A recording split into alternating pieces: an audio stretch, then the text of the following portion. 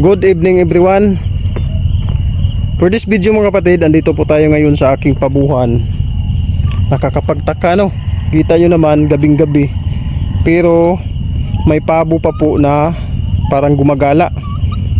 Yung oras natin ngayon ay 7:10. Ayan, alas 7 Gs ng gabi. Kaya po ito nakagala, parang gumagala pa sila mga kapatid. Malungkot, parang kakatuwa kasi parang bumibigat na po itong aking mga pabo. May trahedyang nangyari dito sa kanilang dapuan. So kita nyo naman, doon sila sa pakainan banda napunta. Ayun. Tapos yung iba, galing na ako kanina dito, binalik ko lang doon sa bahay yung aking cellphone para makunan ko ng video. Ayun o. Pinuntahan kasi ako ni Yuyo Tami doon sa amin kasi ayon sa kanya nagsiliparan daw yung mga pabo ko. Buti na lang itong nandito, nakabalik na, nakadapo na yung iba.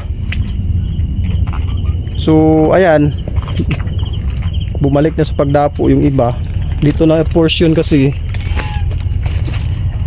kanina nang pinuntahan ko marami dito sa baba, kaya lang bumalik na sa dapuan. Ayun o, nakatago pa yung isa. Ayun, ayan. Ayan o, nakatago pa po siya. Tapos kanina doon o, kita nyo naman may mga balahibo na nalaglag kasi parang nagulat sila eh. Kita nyo naman, nabali o yung kanilang dapuan talaga. So yung iba uncomfortable na po sila, hindi na sila komportable sa kanilang kalagayan.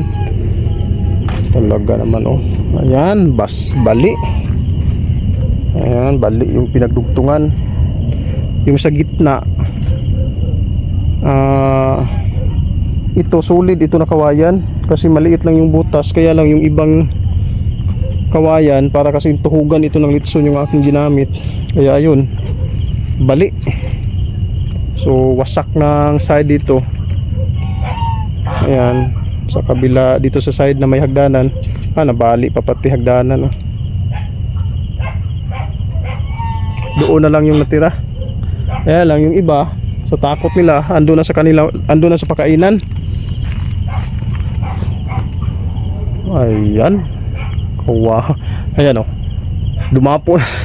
Dito yun naman oh, dumapo na sa dulo ng kawayan. Pastilan, kaluoy sa kong mga pabo. Itong ibababa, masig mamoy po yung trail. Hop. Ayan.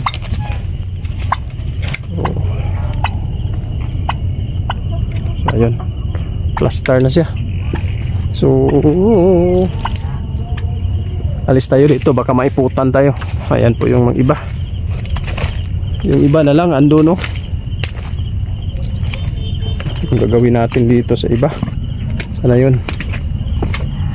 So ayan, ilang piraso rin ito. Ayan, ito pa 2, 4, 6, 8, 9, 10.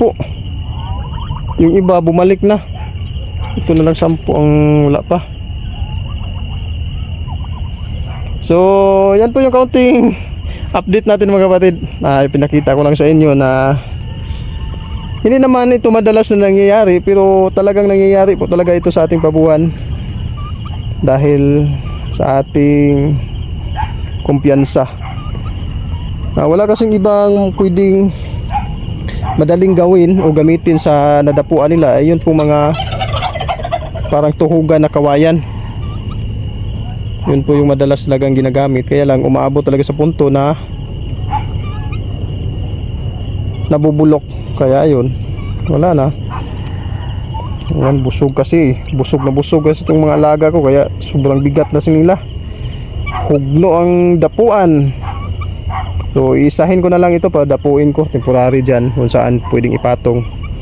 Kahit hindi ito makabalik sa kanilang dapuan, safety naman ito sa daga kasi mga malalaki na. Ayan na po, inilipat ko muna dito temporary.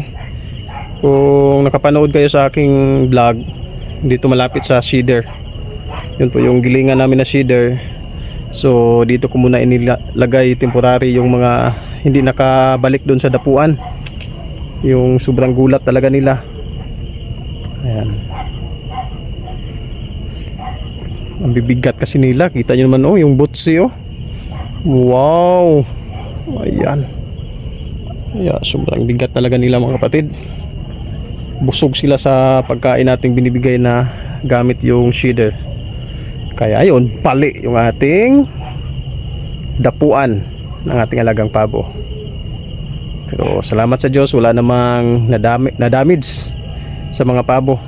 Yun lang kanilang dapuan talaga.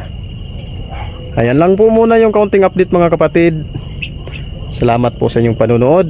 At lagi nyo pong tandaan, ang paggawa ng mabuti ay di nagbubunga ng masama. See you on my next vlog. Bye bye.